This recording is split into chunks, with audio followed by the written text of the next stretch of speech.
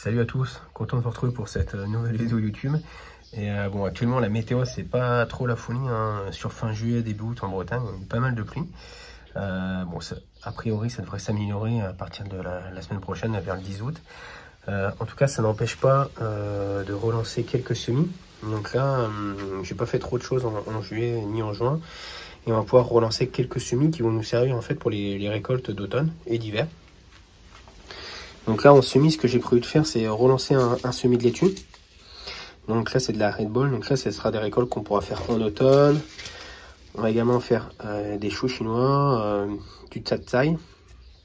Donc ça c'est super bon à récolter, récolte d'automne aussi. On va pouvoir faire un autre chou chinois, le Tatsoi. Ce qu'on peut faire aussi, c'est faire des engrais verts, donc avec de la moutarde. Là, voilà, sur les parcelles que vous allez récolter, si vous ne souhaitez pas les remettre en culture, on peut mettre de l'engrais vert. Donc là, je vous en mets deux, la moutarde, et aussi on peut mettre de la luzerne. Ça va permettre d'occuper l'espace au sol, d'éviter la repousse des mauvaises herbes, et puis ça va améliorer aussi la structure du sol. Par exemple, la luzerne, là, elle va structurer le sol, et elle va fixer l'azote. En fait, vu que c'est une fabacée, elle va fixer l'azote dans ses racines. Après, du coup, derrière, on fauchera au ras du sol, de manière à garder les racines dans le sol. Et on pourra venir, en fauchant, ça fera aussi également un paillage en surface. Donc là, ça, c'est des engrais verts qu'on peut mettre maintenant. On pourra en mettre d'autres en septembre-octobre, comme le seigle mélangé avec de la veste, qui là va structurer le sol et en même temps fixer l'azote. Donc ça, c'était pour la petite partie engrais verts.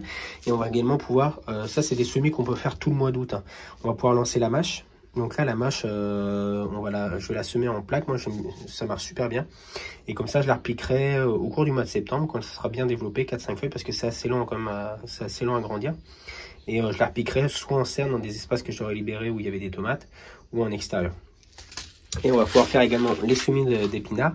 Donc soit on peut faire en plaque, ou on peut faire directement en place au potager, si vous avez suffisamment d'espace. Alors ça va faire tout le mois d'août, on peut les semer fin août, on peut même les semer en septembre.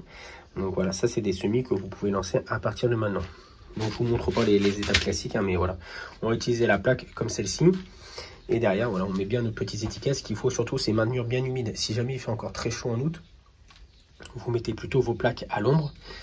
Sous un arbre par exemple, pour éviter qu'elles soient en plein soleil. Entre les semis qui avaient été faits en juin, donc j'ai repiqué une bonne partie. Donc là on a la laitue, la Red Ball, c'est la même.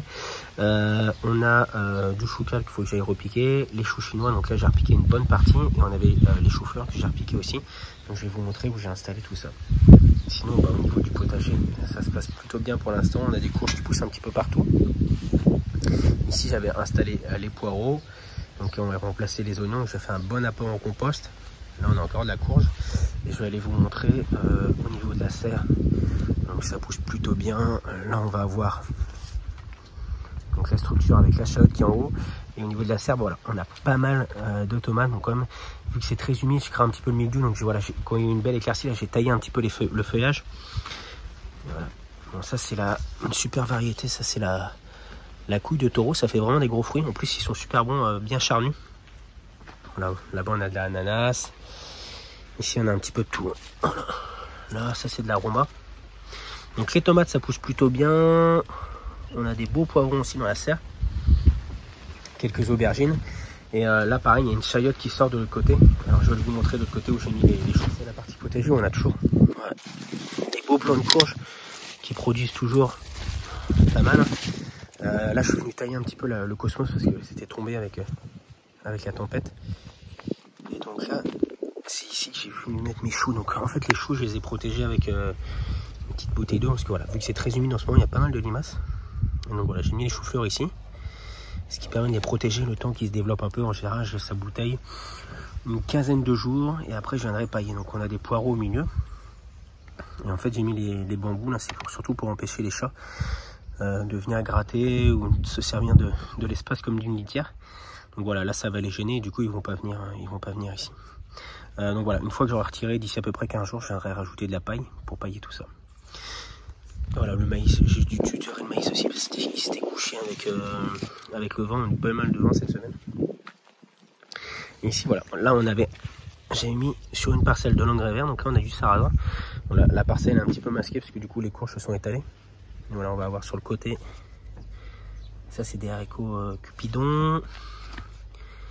Ici on a des fleurs, là on a du céleri rave. Donc il se développe plutôt bien. Je pense qu'on pourra le récolter au cours du mois de septembre. Les petits concombres citron, alors ça c'est vraiment excellent et super productif. Voilà, celui-là est bon à récolter.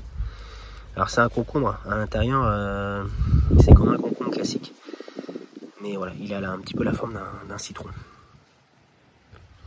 Puis sinon voilà, on a des courges qui sont un petit peu partout là. Voilà, elles ont été un petit peu soufflées par le vent.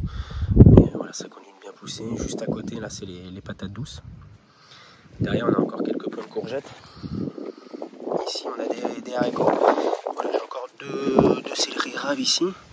Et après, il y a un espace derrière là, que je vais pouvoir occuper, je pense, peut-être avec des épinards. À voir en fonction des semis que je suis en train de faire. Voilà pour la petite partie potager.